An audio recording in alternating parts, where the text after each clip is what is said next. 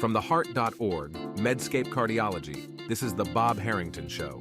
Dr. Robert Harrington is the Stephen and Suzanne Weiss Dean of Weill Cornell Medicine and Provost for Medical Affairs of Cornell University. This podcast is intended for healthcare professionals only. Any views expressed are the presenter's own and do not necessarily reflect the views of WebMD or Medscape.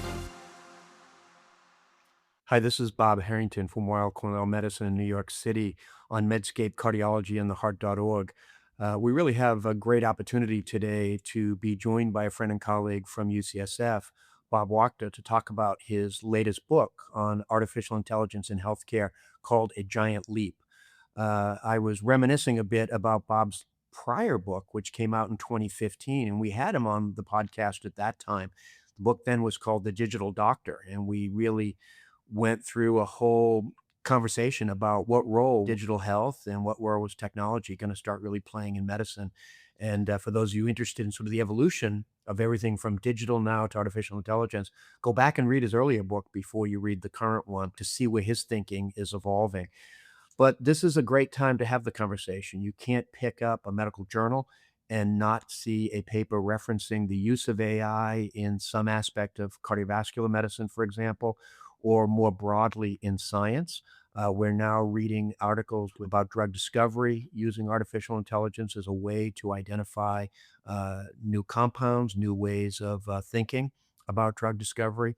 And you certainly can't think about clinical medicine without thinking about artificial intelligence, whether it's in the back office or whether it's actually in the office with things like ambient listening and scribing, or it's our patients talking to chatbots. A recent figure I saw is that upwards of 40–50% of all the questions asked to chatbots are health related.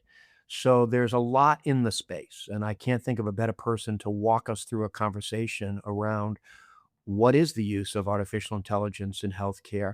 Where does he see it going based on a fantastic set of interviews he had with people over about a year? Then Bob Wachter, who is the professor and chair of medicine at the University of California, San Francisco, is a great thinker in this space. And so, Bob, welcome to theheart.org and Medscape Cardiology.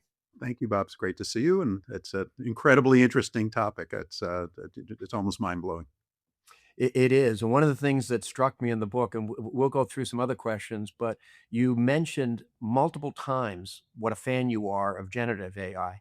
And I even wrote down in my notes, I am too, because there's, like you said, there's rarely a day that goes by. In fact, in my office here, there's really an hour that doesn't go by that I don't ask generative AI a question.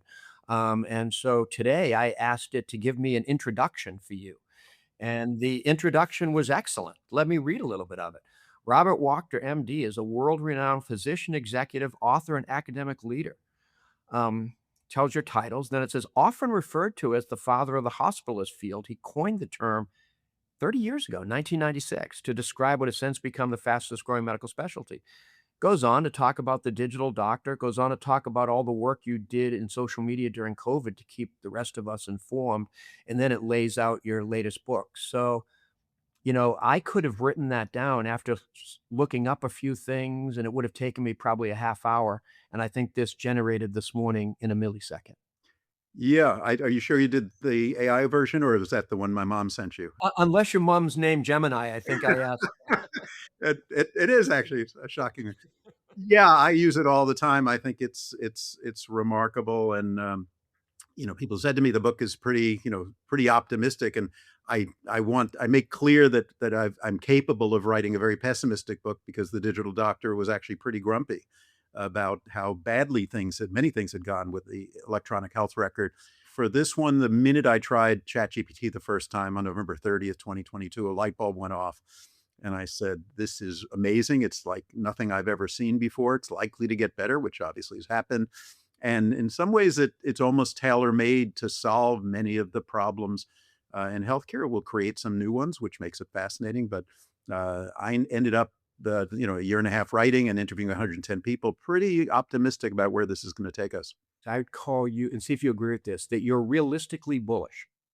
Yeah, I think that's fair. I mean, somebody once said to me on my tombstone, on both sides, it will say he saw both sides of every issue. My biases were, I'm kind of rooting for the humans. I have a daughter and son-in-law who are pulmonary fellows in my program. I want them to have jobs. But I also believe the healthcare system is massively broken and does not serve the needs of patients or clinicians very well. And therefore, I think we need the help of something, and this seems like the likeliest thing to help us. So I think I came out of it, excited and enthusiastic about this, but pretty realistic about, all technologies create their own challenges. Some of them are unanticipated. Part of the challenge in writing the book was to try to do something that sounds almost impossible, which is to anticipate unanticipated speed bumps. But I think that's a reasonable way of framing where I've landed. One of the phrases that I love that you use, in fact, I wrote this one down for my own use later, that you said, let's have AI replace tasks, not jobs. And that's a message that you pull throughout the book. Yeah. Yeah, because I think, for example, if you think about a primary care doctor, it's an impossible job. First of all, it's also underpaid and underprestiged, but it's not a doable job today. Patients come in and are on 15 meds and have 8 chronic diseases, and you have 15 minutes to see them. It's not doable. There was a study a few years ago that said if the primary care doc just did the things on prevention that they need to do, that's 27 hours a day. That's if no patient has the nerve to have anything wrong with them. And so you then say, well, could AI replace primary care doctors? And you think about complex patients with 5 different diseases and on 10 meds. And the answer is no. But could AI manage your cholesterol? Could AI manage your hypertension? Probably yes. And so, the challenge is we've got to try then to parse these jobs and figure out thoughtfully what goes in which bucket. Now, we've kind of done that before because I think we recognized 20 years ago we didn't have enough primary care docs. What do? Well, we started hiring NPs and PAs. And I remember in the early days, it's like, oh, are you kidding me? An NP doing that? That's a doctor thing.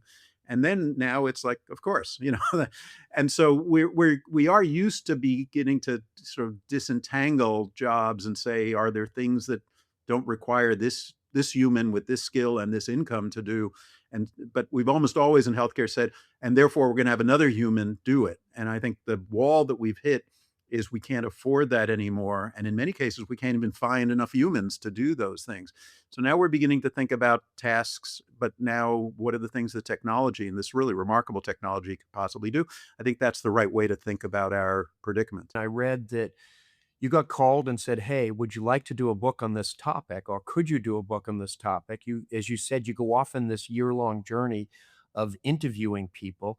Talk a little bit. One of the things I'm always fascinated with busy physicians is how do you find the time, the space to actually devote to writing a book? I've asked our mutual friend Abraham Verghese this question many times.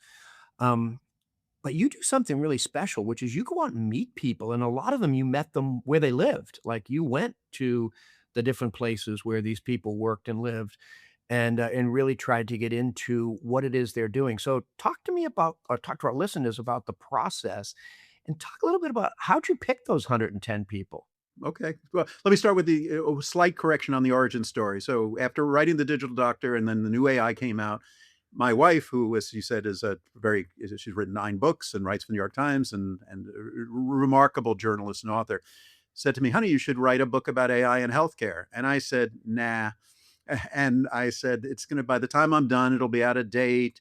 And there are going to be 100 books about AI and healthcare. And then the publisher called me 6 months later, or maybe 4 months later, and said, we'd like you to write a book about AI and healthcare. I said, oh, what a great idea. So that really pissed her off. I was gonna say that would not have gone well in my house, I can tell you. No, true. But and I said to the publisher, I'm worried about the same thing. And they said something quite smart, which is if you write a book that's out of date the minute it comes out, you've written a bad book. And that was actually quite useful as a kind of swing thought, speaking as a golfer. Try to helicopter up, another level and say, what are the issues that really are not dependent? Are we on GPT-4 or GPT-7? What are the issues when a technology that's probably at the end of the day smarter than we are, but not perfect, comes into a system with incredibly high stakes where if we screw up, we can kill somebody. That's 20% of the GDP, and therefore a lot of incumbents that have a financial and other interest in the status quo. What happens? How does that work? And that was my overarching thought, to try very hard, almost prophylactically, to not have it be so tied to any one individual technology. And over the course of 2 years of writing it, I watched the evolution, and yeah, new stuff came out. The models couldn't reason in the beginning and could explain their thought thinking by the end. And China came out with DeepSeek, and that created a Sputnik moment in the US. Things happened, but nothing happened that was really changed the overall premise that this thing is big and complicated and entering healthcare. And what are the big issues that arise when it happens? How do I do it while doing my day job? First of all, I have amazing people I work with who are kind of understanding. The old saw about like you travel a lot, who does your job when you're not there? And the answer is the same people that do my job when I am there. They're just really good and lovely to work with and all that. A lot of nights and weekends. I'm wired in a weird way that I can actually write for 10 hours and kind of maintain concentration and do it. In terms of process, I kind of decided this was the same process I used for Digital Doctor, that I would read everything I could read and listen to everything I could listen to, including your podcast. But I needed to go out and see what was going on. And then it's a process of like, all right, I want to learn something about scribes. I want to think about AI in medical education. I want to go to an organization that's kind of ahead of the curve in AI. So I've been around long enough to kind of know who the people I should talk to are. And when I talk to John Halamka at Mayo, he says, well, why don't you come out here for 3 days? So I come out for 3 days and talk to people about med ed and who's really ahead of the curve of AI meets med ed. Well, NYU is doing some pretty cool stuff. All right, I call people at NYU. I'm going to spend a couple of days there, and then they tell me about 5 other people I should talk to. And the same thing, I'm pretty blessed in that my day job, like yours, I kind of know everybody in academia, but also by virtue of living in San Francisco and doing work in tech for a while, I know the investment companies. I do advise a few tech companies in the AI space. So I think that's an important angle that if I was just approaching this as an academic, I probably wouldn't understand the business part as well as I think you need to in order to get the story right. Then it's just a matter of structuring it. What goes first? What goes second? How much history do people need to hear? The difference between this book and Digital Doctor was Digital Doctor, I was kind of going out and finding everything myself. This one, the fire hose of new information that was coming in every day was vast. And so just trying to keep track of that. The key intervention for me was like just coming up with structure and saying, all right, here's a new story I read in the Atlantic or in the New York Times or wherever. And that goes in the chapter on diagnosis or the chapter on surgery, and just parking it there. And then at the end of the day, I took 4 months off last summer as a sabbatical to kind of get it all finished. And somehow it worked. Well, it was a fantastic read, and I'm glad that that was how the process played out. Now, you've said something about understanding the business world and being, and I was pleased to see our mutual friends in there, Bob Kocher and Brian Roberts, that you mentioned them at least one time. Um, but one of the things that you talked about really struck me. In fact, I wrote this one down. I was talking about the money. And you said something to the effect of, you got to follow the money here. There's 4 points you made. AI companies being driven by money. The economics will dictate how people follow the money. AI in healthcare is a gigantic bubble, and AI won't be healthcare specific. And then a little while later, I come across the chapter of regulation and what I'll call maybe even a prelude to that, the evidence required. And you quote somebody as saying, it's people's health. You have to get it right. Now, as you know, I'm a clinical researcher, clinical trialist, and I'm always asked, well, what's going to be the level of evidence you require, Bob, before you use this stuff? Kind of talk to us, Bob, about this balance between what I'll call traditional evidence, which is not the way we're going to go here, and the money, because it is all intersecting. It's moving fast because of the money and with the money. Yeah, incredibly complex environment and ecosystem that I spent, a fair amount of time trying to understand and sort out. My chapter on regulation may have been the chapter I thought the hardest about because I think it's super complex. And at the end of a lot of interviews and a lot of thinking, I came out with a really brilliant conclusion. If you recall the last line of that chapter, it's like, this is a really hard problem and we're going to have to think really, cleverly about it and be innovative. I mean, like, duh. If we were a better society politically, we would be having some really interesting and hard conversations about how do you regulate this thing. We have this thing called the FDA, and that's where regulation of healthcare stuff happens. If it involves an institution, maybe it's the Joint Commission, and involves doctors, maybe it's the boards. Those models don't really work here. There's never been anything like this that can, the FDA is not is not set up to regulate thinking technologies. It's set up to regulate maybe a new technology that's embedded in a cardiac catheter or embedded in an X-ray machine, but not this clinical decision support. And it's certainly not set up to regulate something that is different tomorrow than it was today. And so we would be saying none of these organizations, institutions are fit for purpose around this technology. We need a new way of thinking about it and maybe some new organizations to do that. We're not having that conversation. The conversation basically is we shouldn't regulate AI because we're in competition with China and we got to move fast. And so I'm quite worried about it.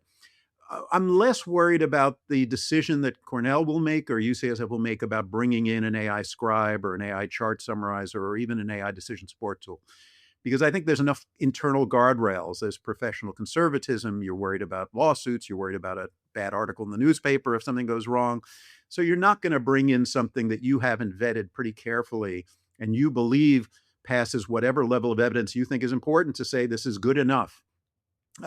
Where I am really worried about regulation is in consumer-facing AI. And we've seen a number of studies recently that say, when regular patients use these tools to get a diagnosis or decide, do I go to the ER or not, it'll be wrong a fair amount of times. There's something that happens when you go from novice to expert. And you putting in a prompt into GPT that says this is a 78-year-old patient with a history of cardiac amyloidosis who comes in with heart failure as an EF of 35, and we tried this and we tried that, and now they have a creatinine of 2.7. There's a massive amount of understanding that goes into that prompt. Patients have no ability to do that. And on the back end, there's a massive amount of clinical intelligence that goes into you interpreting the results of an AI search that says, oh, that diagnosis, that's clever. I hadn't thought of that. That one, no, that's silly. I'm going to discard that. Patients can't do that. And we're seeing this with mental health chatbots as well. So that, people are finding them useful. Many people are getting mental health care that they really need that is free. When try to find a psychiatrist in San Francisco or in New York, I'm imagining and if you find one for less than $300 an hour, hard to do. So I think there does need to be regulation for consumer-facing AI. On the health system side, I'm actually fairly comfortable with a relatively Wild West approach.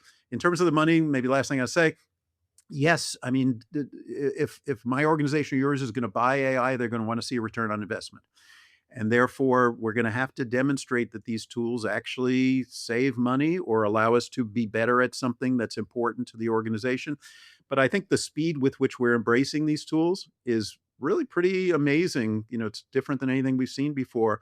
Everybody at UCSF has access to an AI scribe, an AI chart summarizer, an AI drafter of discharge summaries. We're all using open evidence or tools like it, and that happened in a year or two pretty organically. So I think the market is sort of doing its thing and saying these tools add real value to care, and therefore we're going to use them. I too have noted the expert versus the non-expert asking the questions. And it frustrates me some when I hear some technologists get up on the stage and say, "Oh, we're going to replace doctors." I call them the bullish on replacing doctor crowds, and they tend to be technologists who have either never been sick or have never been in a hospital because they don't seem to have a good sense of what it is we actually do. I do think that there will be things that we do that maybe we don't wanna do that the machine can do for us, and I do think that there are things that maybe we think we're good at, and the machine ends up being better than us. As somebody who thinks a lot about evidence accrual, I think it goes back to the early days of what Dave Sackett would refer to as evidence-based medicine, which is taking the best quantitative information that we have, combining it with expert wisdom and judgment, and putting it into the context of that individual patient's values and preferences. You could see the machine doing some of that, but maybe not all of it, and that the human being better at some of it, but maybe not all of it. And so you talk about radiology, and my former colleague at Stanford, Kurt Langlotz, who has said for years, "Will AI replace radiologists?" He says, "No, but radiologists who use AI will replace radiologists who don't." And you seem to have, in a lot of ways, come to similar opinions? I'm not sure. I mean, one of my favorite stories in the book is the story of Jeff Hinton, the founding father of generative AI, won the Nobel Prize 2 years ago for it. And in 2016, got up and said at a conference in Toronto, 2016, we should stop training new radiologists because it's obvious that within 5 years, they'll all be toast. and radiology residency applications tanked. And 2 years later, the students woke up one day and said, wait a second, there are tons of jobs for radiologists, and applications rebounded. And what Hinton didn't understand was reading a film is different than differentiating between a dachshund and a cinnamon Danish on an image, which is what he thought. I mean, that's what, and it'd be natural that a technologist would think that. Now, before, coming down too hard on Hinton, I would say 15 years ago, if you asked me which comes first, I sit in the back seat of a driverless car and take a nap, or our radiologists are out of work, I would have said the radiologists are out of work. I take a driverless car, a Waymo in San Francisco, about once a week, and do take a nap sometimes. And we can't hire radiologists fast enough. Now, are radiologists safe forever? I don't think so. I would say it would be a bad bet to say 10 to 15 years from now, your average chest CT or abdominal CT or mammogram is going to be read by a human. Without question, the AI will be doing the first read and probably has built into it some triage function that says, I have some uncertainty about this. Human radiologist, can you look over my shoulder? But I'm guessing during that time, we'll have invented all sorts of new things for radiologists to do that will keep the field pretty fully employed. At the end of the book, as you saw, I tried to fantasize when I was on the wards a year and a half ago, like what things could AI do for me? And I said, it will make me better, both curbside consults that I'm now getting from AI rather than hoping to run into my favorite ID doctor in the cafeteria, or scribing it, or chart summarization, et cetera. But maybe 20%. There still is going to be a lot of room for doctoring. Yeah, that's the point I want to come to, but I'm going to riff on the radiology piece just a little bit more. I've heard it called the road to success. You called it the road to happiness with the specialties that the students choose. Radiology, ophthalmology, anesthesia, and dermatology. The road to success or happiness is reasonably well paid. It's certainly a different kind of lifestyle than for many other jobs. So Yeah, that, no, it's always a great topic when the students come to see me, and when they ask about radiology, I always ask them, "Well, what are you looking for in a specialty?" And the one who's looking for the comfy job, good hours, not a lot of call, et cetera, I say, "Ooh, that's likely to go away." Now, if what you come to me and say, "No, no, I'm interested in imaging the science and learning more and how to figure out, how we can do better with technologies," I said, "You'll be fine." And it really is the mindset with which you're approaching that specialty. In the last couple of minutes here, Bob, I wanna go to that last chapter because, um and I don't wanna give away the final answers that you give us on the final page because I love the way you ended it. I absolutely love the way you ended it. It reminded me of a paper that Abraham, myself, and Nigam Shah, a viewpoint we wrote for JAMA a number of years ago now, where we called it, "What This Computer Needs Is a Physician." And, the story that you told about the mom bringing in her autistic child with an illness is really beautiful, and it is the essence of I love technology, you love technology, um, but medicine is more than technology. Medicine's a human art, and you reflect on that. when you write a book, you got to think a lot about how you open it, because you are either grabbing the reader's attention and some ways getting them to trust you. And they're going to say, I'm going to spend 10 or 20 hours of my life with this person. Do I care about what they think and all that? And then you got to spend a lot of time thinking about the ending. In The Digital Doctor, the way that book ended was I was with a patient in the ICU, and the patient was dying, and the family was looking up at the monitor and the blips on the monitor when they decided this is the end of life. And I turned the monitor off and said, there's nothing important up there. It's all down here. And so trying to sort of bring it back to the humanity of medicine, and that I tried to do the same here, and I'm glad you felt like it resonated. I think we're going to be rapidly testing the hypothesis, and I think we do have to treat it as a hypothesis that there is something about the interaction between patients and doctors that is truly special. I believe it's true. I want it to be true. It feels true after 40 years of practicing medicine. And yet we also have to recognize there are probably there are other domains, not as important as medicine, but other domains where people have decided that I'm comfortable getting my taxes done by technology, planning my travel by technology, et cetera, et cetera. You know, all the examples. I'm now comfortable getting in the back of a car that has no driver. I would not have thought that that would even possibly be true 5, 10 years ago. You are one of the world's great clinical researchers. I think we have to treat this with a two-tailed hypothesis and an open mind. There, I believe, are going to be certain tasks that humans that will want other humans to do. I could also see a world where a new generation is not used to that, is used to getting immediately on-demand services, and is willing to trade off human contact for something that is more convenient and less expensive. And I think the humans are going to have to up our games. I think we are, you know, if we are going to say we deliver something unique, in some ways we're going to have to prove it against a competitor that we never had before. And I think we have to be open to the possibility there are certain things that patients will be perfectly happy to trade off human contact for something that's less expensive and more convenient. Yeah, I certainly don't need to see a bank teller ever.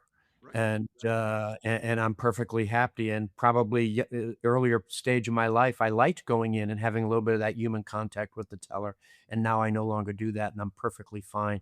I'd like to think that there are things, and maybe it's because you and I are older doctors, that we really do value that human element of it. It still makes me crazy to, and you and I have talked about this in the digital doctor. I, like you, I lament the loss of radiology rounds. Yeah. Although I love the fact that I can sit at my house and look at radiographs, Yeah. as opposed to what we used to have And to I do. take my team, I still take my team down for radiology rounds, and they love it. But when I do, they look at me like I have three heads. Like, don't you realize we can look at the images and see, read their report here on the floor? It's like, yeah, I do, but let's do that. And oh, I didn't realize you could even do that anymore. Oh my God, it's I great. still do it. I say, "Let's go to the cath lab and look at the films." Yeah, It's, "Well, we can look at them right here." It's like, "No, I wanna talk to the person that did it." Yeah, maybe that just reflects we're getting no. I think so. Bob, I could talk to you all afternoon. This is really fun. Congratulations. My guest has been Dr. Bob Wachter, who is the author of the recent book, A Giant Leap: How AI is Transforming Healthcare and What That Means for Our Future. This has been a fun conversation, Bob. Thanks for joining me here on Medscape Cardiology and the Heart.org. Good luck with the book, and hey, let's keep open minds about where it's going. Exactly. Exactly. Thanks, Bob. Great to see you. Thanks for coming.